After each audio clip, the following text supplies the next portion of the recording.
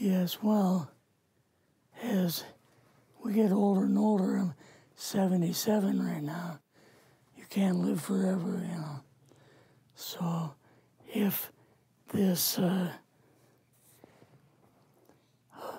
procedure I'm going to have to clean the blood doesn't work, then I've got probably a few more months to make it before my kidneys shut down, you know.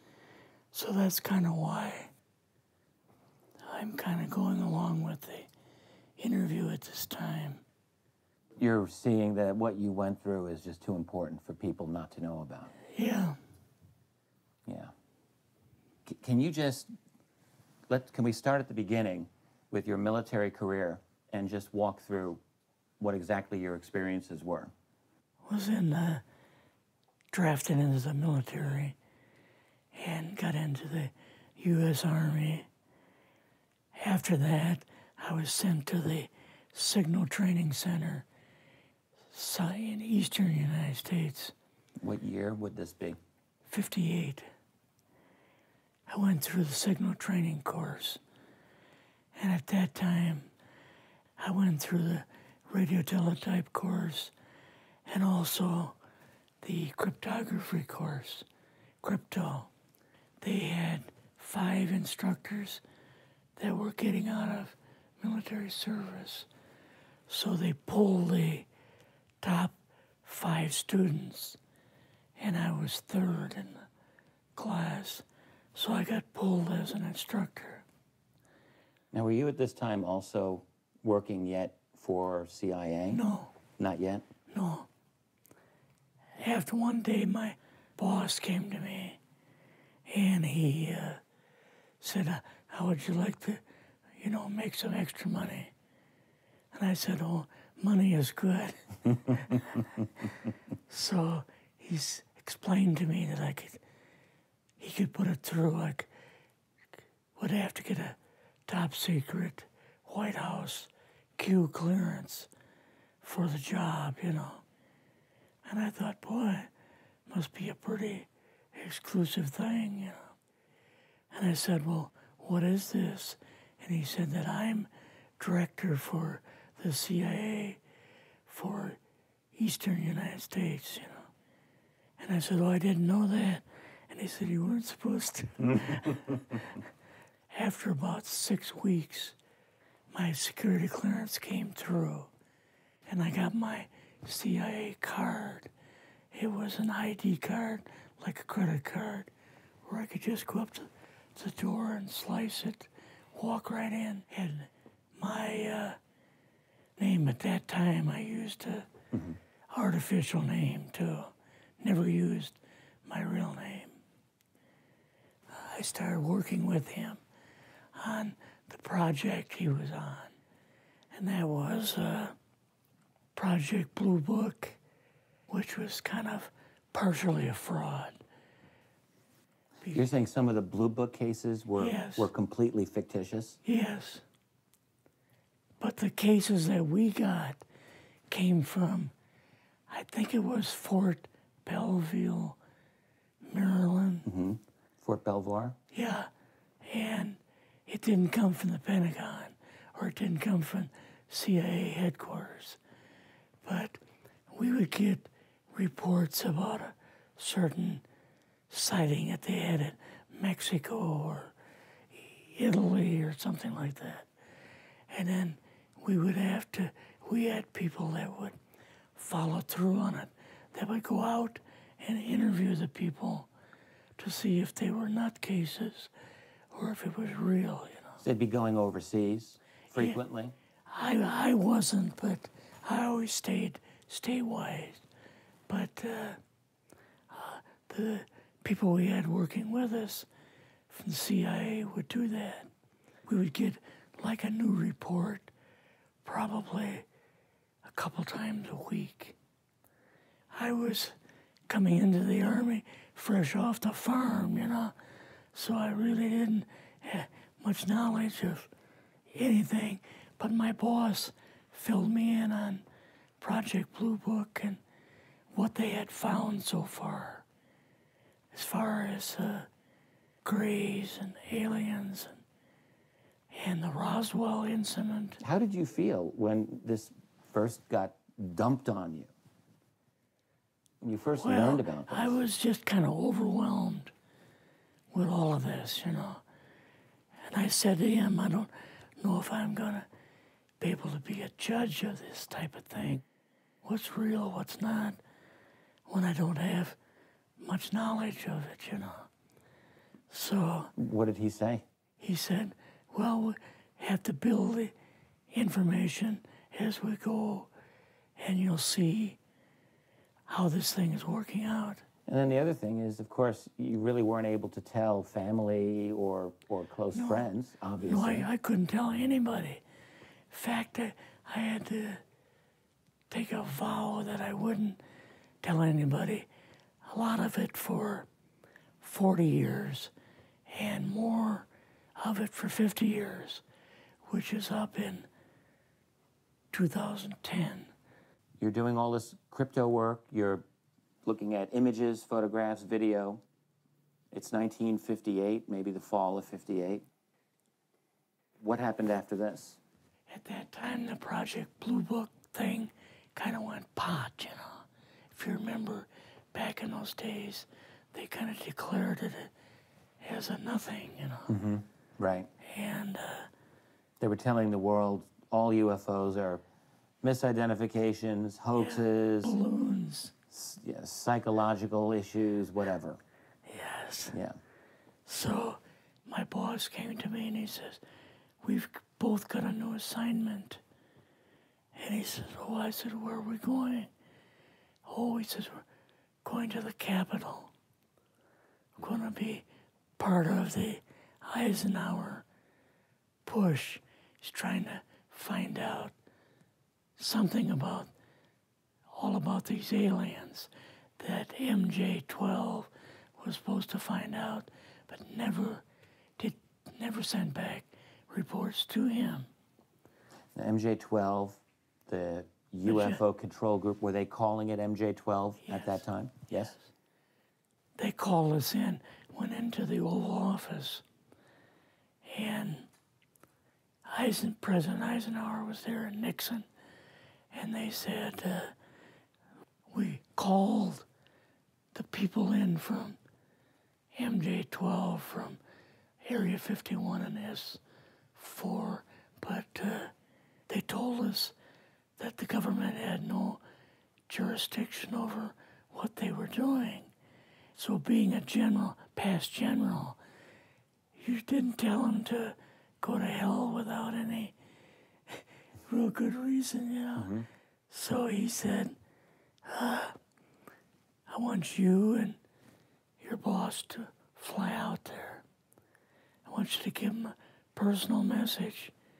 And he says, I want you to tell them, whoever is in charge, tell them that to get in, they have this week, coming week, to get into Washington and to report to me.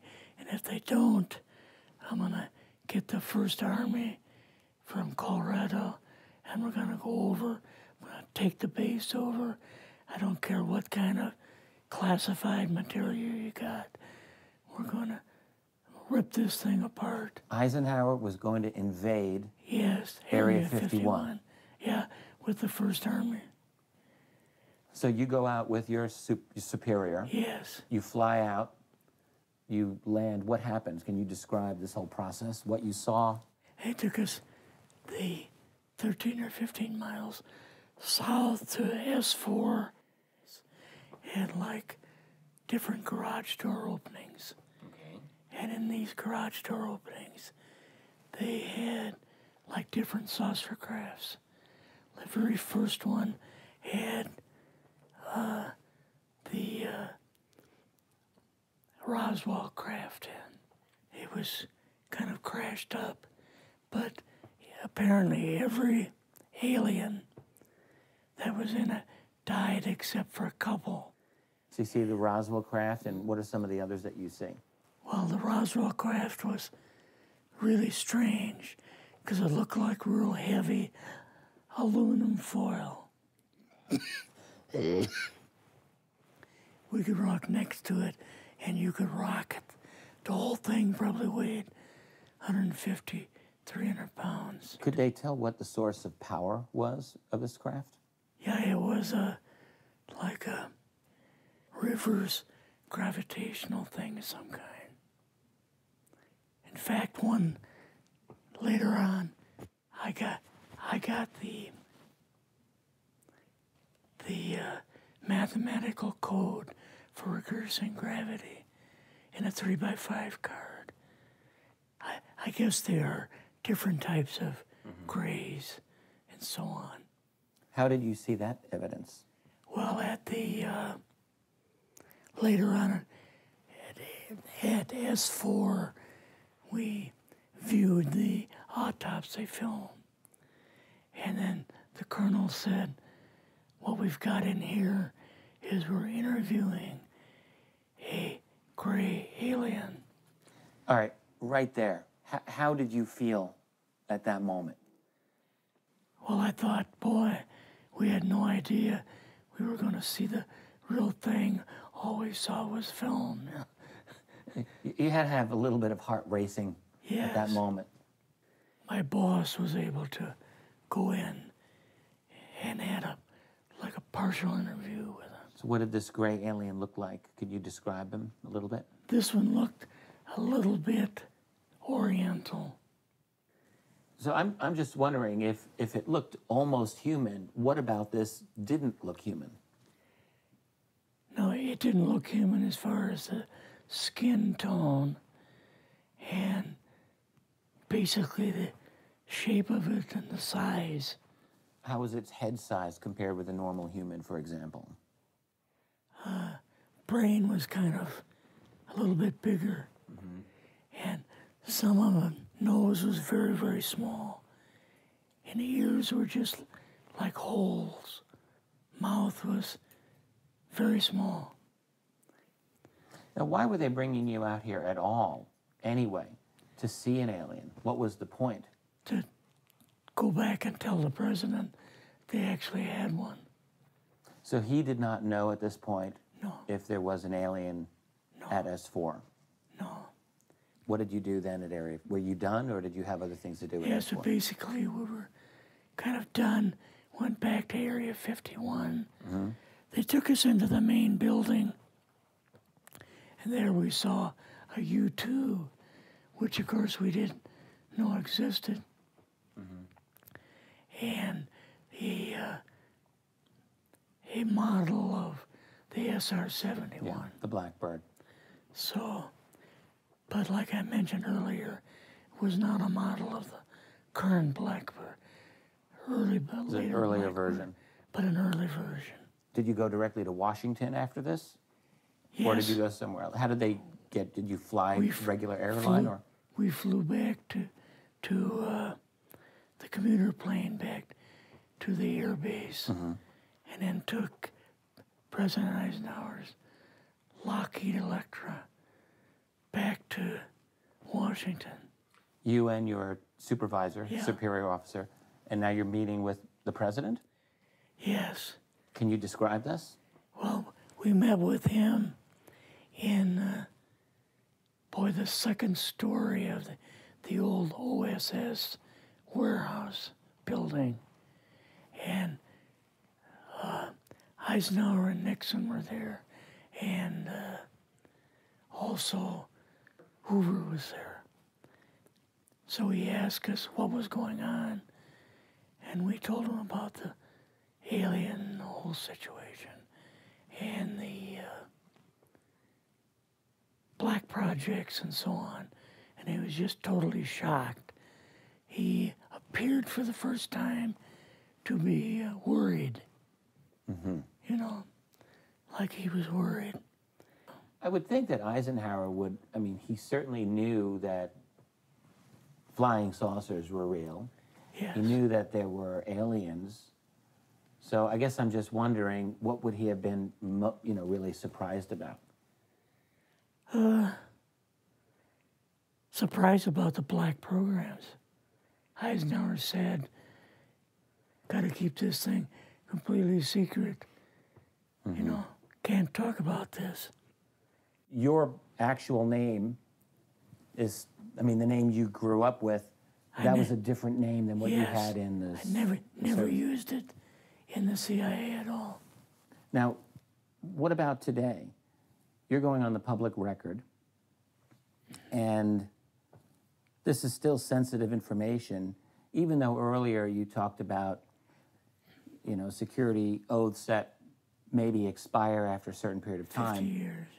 But you're still concerned. Linda Moldenhau's phone call, her phone was tapped, and they got my phone number, and through the telephone company, they're able to find me, and so on. When they found you, what happened? I was going to a grocery store. Two guys in a black suits come out of a black Lincoln town car and came over to see me. And they told me that I better not publish anything or talk to Linda about any more things. So at that time, I did, you know, I stopped. That was enough to intimidate you. Yes. Rather remain anonymous. Never show my face on anything. Really, thank you for doing this. Yes, this was, I guess, kind of a good idea because I feel much better having talked about it. I kind of feel like there's a load off my shoulders. Really?